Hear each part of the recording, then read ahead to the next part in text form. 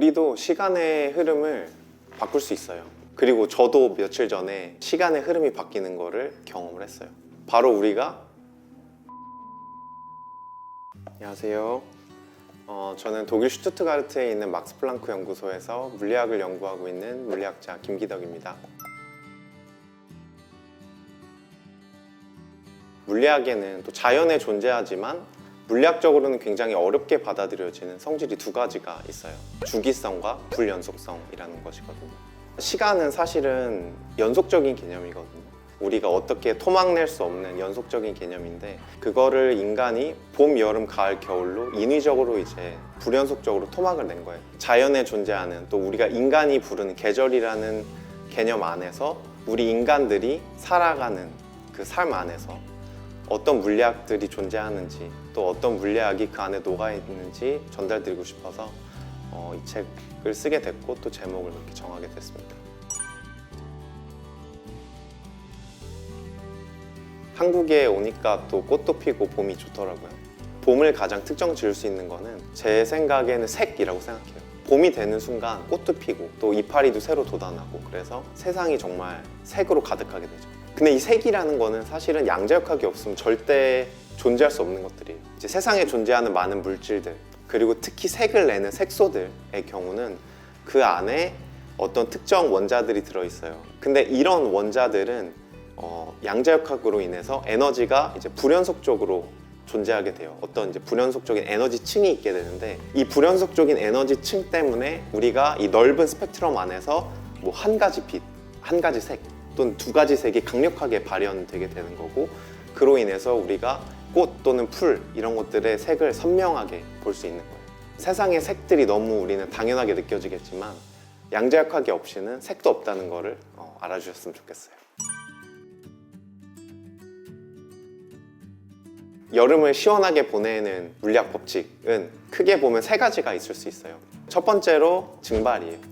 그래서 우리의 몸은 항상 물이라는 액체로 덮여 있거든요. 그래서 그 물이 증발을 하게 되면 몸에서 열을 뺏고, 그로 인해서 몸에 체온이 내려가게 되는데요. 습도를 낮춰야 돼요. 습도를 낮추게 되면 땀의 증발이 빨리 일어나서 우리가 시원하게 되겠죠.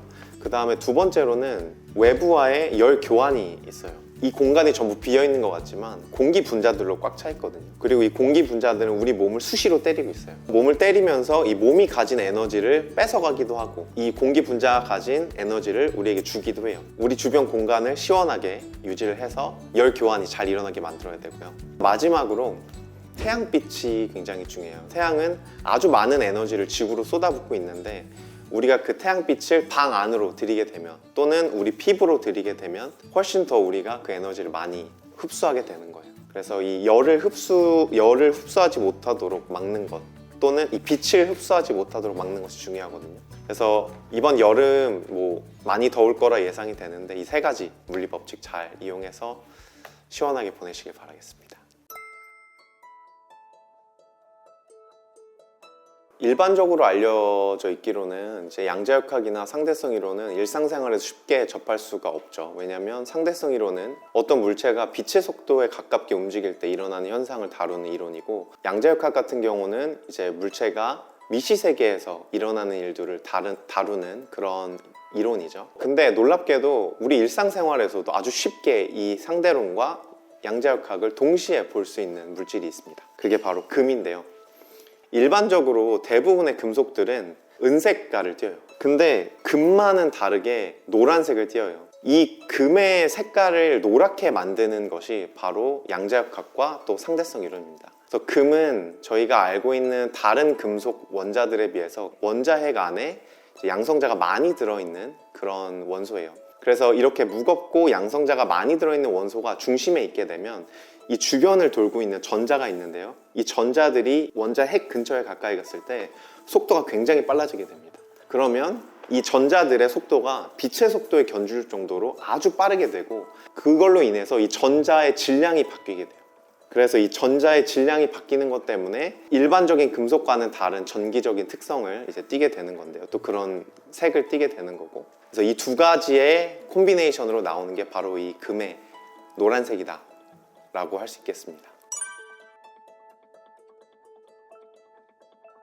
우리도 시간의 흐름을 바꿀 수 있어요. 그리고 저도 며칠 전에 시간의 흐름이 바뀌는 거를 경험을 했어요. 바로 우리가 비행기를 탈 때가 이제 그런 순간에 해당이 돼요. 지구의 자전 방향을 따라서 날아가면 속도가 더 빠르기 때문에 시간이 더 느리게 가고, 자전 방향의 반대로 거슬러서 비행을 하게 되면 속도가 더 느리기 때문에 시간이 더 빠르게 가게 돼요. 미국의 두 물리학자들이 이 실험을 했는데, 비행기 표를 이제 2장을 샀는데 그 사람의 이름을 미스터 클락이라고 해가지고 시계를 거기다가 앉혀놨어요. 그리고 정말 지구를 뺑글뺑글 돌게 이제 경유에 경유를 해가면서 지구를 몇 바퀴 돌면서 이제 이 실험을 한 거예요. 그리고 또 다른 시계는 지구 반대 방향으로 또 몇 바퀴를 돌면서 이제 실험을 한 거죠. 실제로 이 시계들을 비교해 봤더니 정말로 시간이 동쪽으로 비행을 한 비행기에 탔던 미스터 클락 씨들은 더 느린 시간을 살았고, 지구 자전 방향의 반대 방향, 즉 서쪽으로 비행을 한 미스터 클락 씨들은 시간이 더 빨리 갔다는 그런 실험 결과도 있습니다.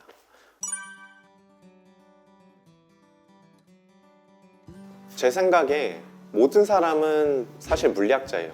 우리는 사실은 물리학을 배우지 않는데 엄청나게 복잡한 이 몸이라는 것을, 또 우리 주변의 물질들, 또 물건들을 자유자재로 다루고 있어요. 하나의 예를 들자면 걷기도 사실 간단한 물리학으로 보면 진자운동과 굉장히 가깝습니다.